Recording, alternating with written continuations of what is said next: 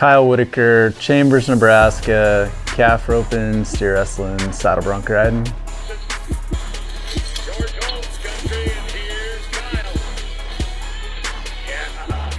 Rodeo is just something I grew up with. You know, my earliest memories are going with my dad to rodeos and sleeping in the back seat of the pickup while he's, you know, in between rodeos, and I'd spend the whole summer traveling with my dad to rodeos. And now I'm kind of just doing what I've always done my whole life, basically. I was lucky in that my dad and my grandpa Whitaker both worked both ends of the arena, so I had teachers at both ends, you know, my whole life growing up that laid the foundation for those events. To me, it's kind of the true cowboy award. It kind of honors more of rodeo's roots, I think, and so it means a lot to me. And you know, it means a lot to me because every time I went to rodeo with my dad, that's how he was introduced, as the 4-time Linderman Award winner. And you know, to me, that seemed like a huge deal, and so I've always set a goal to win that and try to carry on the tradition.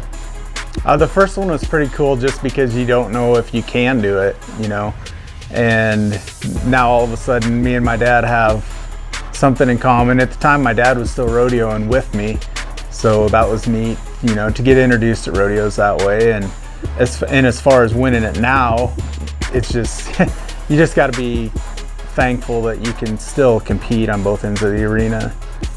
As long as I've been able to, you know, it's a blessing, and you just have to be thankful for that. College rodeo was kind of where I kind of realized, I kind of stepped it up, and rodeo became my main sport. Put me in an avenue where I knew, you know, I could compete, I should be competitive. And my junior year, I won the steer wrestling in the Great Plains region and the all around. And I went to the college finals in the saddle broncs and the steer wrestling. I won a round of the bronc riding at the college finals that year. And then my next year, my senior year, I won the all around again. I was winning the bronc riding the whole season until the last rodeo of the year, and I got beat by the guy that was a 2-time college national champion. So I traveled with Brian to a couple rodeos, and then he asked me if he could sponsor me, and I was like, sure. And you know, Brian's a great guy, and there's a lot of people that are sponsored by Duba trailers now, and a lot of people pulling Duba trailers down the road because he's one of us. He's a cowboy, and he tries to help us out. And so you know, it's been fun representing him, and it's been a good partnership through the years. Art Leach, and he has the silencer chutes, AL silencer chutes. And then when I was at Houston a couple years ago, Art called me and asked if I'd want to wear a patch for him. And you know, I'm proud to represent him, and both of those companies, you know, they both are good Nebraska companies that help out the cowboys.